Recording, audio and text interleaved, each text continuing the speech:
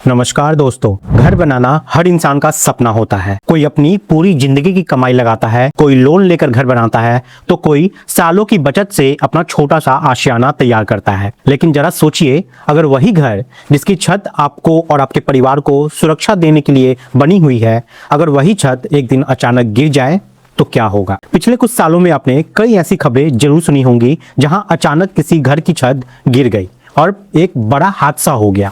बहुत से लोग इसे किस्मत या खराब कंस्ट्रक्शन मटेरियल इस्तेमाल करना ही इसकी वजह मान लेते हैं, लेकिन असली सच्चाई ये है कि ज्यादातर मामलों में छत गिरने के पीछे कंस्ट्रक्शन मिस्टेक्स यानी निर्माण के समय की गई बड़ी बड़ी गलतियां जिम्मेदार होती है। आज के इस वीडियो में हम बात करने वाले हैं घर के छत गिरने के 7 सबसे बड़े कारणों के बारे में, जिन्हें अगर आप समझ ले और उससे बच जाएं तो आपका घर कई दशकों तक सुरक्षित रह सकता है। सबसे पहला और सबसे बड़ा कारण है गलत स्ट्रक्चरल डिजाइन। बहुत बार लोग घर बनवाते समय किसी योग्य स्ट्रक्चरल इंजीनियर से डिजाइन नहीं करवाते। वो सोचते हैं कि मिस्त्री को अनुभव है, वो सब संभाल लेगा। लेकिन सच्चाई ये है कि घर की छत का डिजाइन कोई साधारण काम नहीं होता। इसमें लोड कैलकुलेशन, रेनफोर्समेंट डिजाइन और बीम कॉलम की कैपेसिटी का सही हिसाब लगाना पड़ता है। स्टील का डायमीटर या स्पेसिंग सही तरीके से डिजाइन नहीं किया गया तो छत की ताकत कम हो जाती है। शुरू में आपको कोई समस्या नजर नहीं आती, लेकिन कुछ सालों बाद क्रैक्स आने लगते हैं और धीरे धीरे स्लैब कमजोर हो जाती है और कई बार यही कमजोरी आगे चलकर बड़े हादसे का कारण बन जाता है। दूसरा बड़ा कारण है खराब क्वालिटी का स्टील या सीमेंट इस्तेमाल करना। आजकल बाजार में बहुत सारी कंपनियों के स्टील और सीमेंट उपलब्ध है, लेकिन कई बार पैसे बचाने के चक्कर में लोग सस्ती और लो क्वालिटी मटेरियल्स खरीद लेते हैं। स्टील अगर स्टैंडर्ड क्वालिटी का नहीं है तो उसमें रिक्वायर्ड स्ट्रेंथ नहीं होती। इसी तरह सीमेंट अगर खराब क्वालिटी का है या पुराना हो चुका है तो कंक्रीट की स्ट्रेंथ कम हो जाती है। आपको बता दें कि छत की स्लैब पूरी तरह कंक्रीट और स्टील की मजबूती पर ही टिकी होती है। अगर इन दोनों में से किसी एक की भी क्वालिटी खराब हुई तो पूरी स्लैब कमजोर हो जाती है। इसलिए कंस्ट्रक्शन के समय हमेशा ISI मार्क वाला स्टील और अच्छी कंपनी का फ्रेश सीमेंट ही इस्तेमाल करना चाहिए। तीसरा बड़ा कारण है कंक्रीट मिक्स का गलत रेशियो इस्तेमाल करना। बहुत बार साइट पर कंक्रीट बनाते समय मटेरियल के सही प्रोपोर्शन का ध्यान नहीं रखा जाता। कई बार कॉन्ट्रैक्टर जल्दी काम को खत्म करने के लिए ज्यादा पानी डाल देते हैं ताकि कंक्रीट ज्यादा फ्लो करे और आसानी से फैल जाए, लेकिन ये एक बहुत बड़ी गलती होती है। ज्यादा पानी डालने से कंक्रीट की स्ट्रेंथ काफी कम हो जाती है। इसलिए कंक्रीट में मटेरियल का सही रेशियो और वाटर सीमेंट रेशियो मेंटेन करना बहुत जरूरी होता है। अगर ये बैलेंस बिगड़ गया तो स्लैब अंदर से कमजोर हो जाती है। शुरू में तो सब ठीक लगता है, लेकिन समय के साथ साथ क्रैक्स आने लगते हैं और इवेंचुअली स्लैब फेल भी हो सकते हैं। चौथा कारण है स्टील रेनफोर्समेंट की गलत प्लेसिंग। कई बार आपने देखा होगा कि छत डालते समय स्टील बार्स को सही तरीके से अरेंज नहीं किया जाता। कहीं स्पेसिंग ज्यादा होती है, कहीं कम होती है, और कई बार तो स्टील बार्स को सही से कवर भी नहीं दिया जाता। स्ट्रक्चरल डिजाइन में जो ड्राइंग दी जाती है उसमें हर बार का डायमीटर और स्पेसिंग तय होती है। अगर साइट पर ये ड्राइंग को फॉलो नहीं किया गया तो स्लैब की स्ट्रेंथ डिजाइन के अनुसार नहीं मिल पाती, खासकर बीम कॉलम जंक्शन और स्लैब के सेंटर में। यहाँ पर रेनफोर्समेंट बहुत महत्वपूर्ण होता है। अगर यहाँ गलती हुई तो स्लैब कमजोर हो जाती है। पांचवा बड़ा कारण है प्रॉपर क्यूरिंग ना करना। कंक्रीट डालने के बाद क्यूरिंग यानी पानी देना सबसे जरूरी प्रोसेस होता है, लेकिन कई जगह पर स्लैब डालने के बाद 2 से 3 दिन पानी देकर छोड़ दिया जाता है, जबकि सही तरीके से क्यूरिंग कम से कम 7 से 14 दिन तक करनी ही करनी चाहिए। क्यूरिंग में कंक्रीट की हाइड्रेशन प्रोसेस पूरी होती है और कंक्रीट अपनी पूरी स्ट्रेंथ को डेवलप करता है। अगर क्यूरिंग ठीक से नहीं हुई तो कंक्रीट अंदर से कमजोर रह जाता है और यही कमजोरी आगे चलकर क्रैक्स और स्ट्रक्चरल फेलियर का कारण बन सकती है। छठा कारण है शटरिंग जल्दी हटाना। कई बार कॉन्ट्रैक्टर जल्दी काम खत्म करने के चक्कर में स्लैब की शटरिंग बहुत जल्दी खोल देते हैं, जबकि कंक्रीट को अपनी इनिशियल स्ट्रेंथ डेवलप करने के लिए एक तय समय सीमा चाहिए होती है। अगर स्लैब के नीचे की सपोर्ट जल्दी हटा दी गई तो स्लैब के ऊपर अचानक पूरा लोड आ जाता है। इससे स्लैब में माइक्रो क्रैक्स डेवलप हो सकते हैं जो आगे चलकर बड़े क्रैक्स में बदल जाते हैं।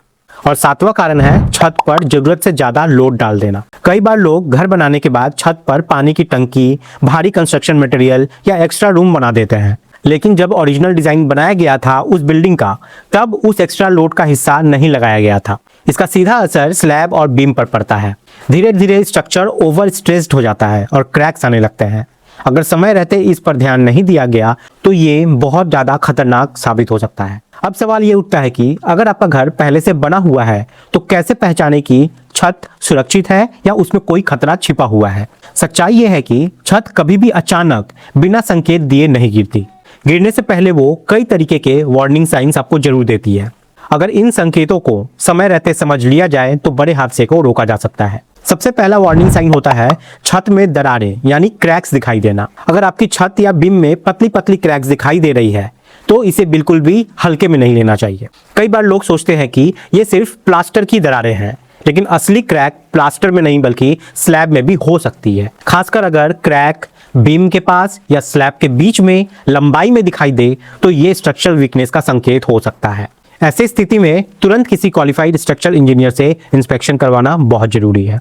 दूसरा संकेत है छत का नीचे की ओर झुकना। अगर आपको लगता है कि छत का कोई हिस्सा थोड़ा नीचे की तरफ शैग हो रहा है तो ये एक सीरियस वार्निंग हो सकती है। ये संकेत बताता है कि स्लैब अपनी ओरिजिनल लोड कैरिंग कैपेसिटी खो रही है। कई बार ये झुकाव धीरे धीरे बढ़ता है और लोगों को लंबे समय तक पता भी नहीं चलता, लेकिन अगर समय रहते इसे पहचान लिया जाए और स्ट्रेंथनिंग मेजर किया जाए तो बड़े खतरे से बचा जा सकता है। तीसरा वार्निंग साइन है छत से पानी का रिसाव होना।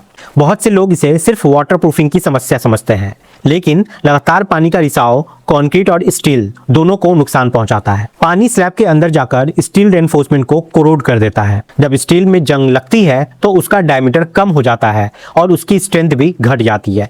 यही कोरोजन धीरे धीरे स्लैब को कमजोर बना देता है। इसलिए अगर छत से लगातार पानी टपक रहा है तो इसे सिर्फ लीकेज समझकर नजरअंदाज करना बहुत बड़ी गलती हो सकती है। चौथा संकेत है छत के प्लास्टर का बार बार गिरना। अगर आपकी छत का प्लास्टर बार बार टूटकर नीचे गिर रहा है तो ये भी खतरे का संकेत हो सकता है। कई बार प्लास्टर गिरने के पीछे कंक्रीट के अंदर कोरोजन या क्रैक्स की समस्या होती है। जब स्टील में जंग लगती है तो उसका वॉल्यूम बढ़ जाता है और वो कंक्रीट को बाहर की तरफ पुश करता है। इससे कंक्रीट और प्लास्टर दोनों टूटने लगते हैं। पांचवा संकेत है बीम और कॉलम के जॉइंट में क्रैक्स दिखाई देना। स्ट्रक्चर में बीम कॉलम जंक्शन सबसे क्रिटिकल हिस्सा होता है। अगर यहाँ क्रैक्स दिखाई दे तो इसे बिल्कुल भी नजरअंदाज नहीं करना चाहिए, क्योंकि यही वो जगह होती है जहां से पूरा लोड ट्रांसफर होता है। अगर इस हिस्से में कमजोरी आ गई तो पूरा स्ट्रक्चर खतरे में पड़ सकता है। अब सवाल यहाँ पे ये है कि अगर ऐसे संकेत आपको दिखाई दे तो क्या करना चाहिए। तो सबसे पहले तो पैनिक नहीं करना चाहिए, लेकिन लापरवाही भी बिल्कुल नहीं करनी है। तुरंत किसी एक्सपीरियंस स्ट्रक्चरल इंजीनियर से इंस्पेक्शन करवाना बहुत जरूरी है।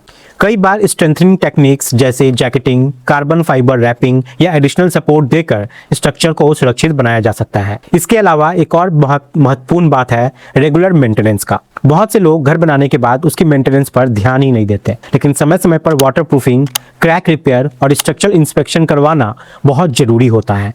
खासकर अगर आपका घर 20 से 25 साल पुराना है तो स्ट्रक्चरल ऑडिट कराना बहुत अच्छा निर्णय साबित हो सकता है। साथ ही घर बनवाते समय भी कुछ सावधानियां रखना बहुत जरूरी है। हमेशा क्वालिफाइड इंजीनियर से ही डिजाइन करवाएं, अच्छी क्वालिटी मटेरियल का इस्तेमाल करें, कंक्रीट मिक्स और क्यूरिंग का पूरा ध्यान रखें और साइट सुपरविजन सही तरीके से करवाएं, क्योंकि घर की मजबूती सिर्फ सीमेंट और स्टील से नहीं बनती बल्कि सही प्लानिंग और सही एग्जीक्यूशन से बनती है। अंत में बस इतना ही कहना चाहूंगा कि घर सिर्फ ईंट और पत्थर का ढांचा नहीं होता, ये हमारे परिवार की सुरक्षा और हमारे सपनों की नींव होती है। इसलिए कंस्ट्रक्शन के समय छोटी छोटी गलतियों को नजरअंदाज करना आगे चलकर बहुत बड़ा खतरा बन सकता है। अगर आप इन 7 गलतियों से बच जाते हैं और समय समय पर अपने घर की जांच करवाते रहते हैं तो आपका घर कई पीढ़ियों तक सुरक्षित रह सकता है। अगर आपको ये जानकारी उपयोगी लगी हो तो इस वीडियो को अपने दोस्तों और परिवार के साथ जरूर शेयर कीजिए, ताकि ज़्यादा से ज़्यादा लोग कंस्ट्रक्शन की इन गलतियों से बच सके।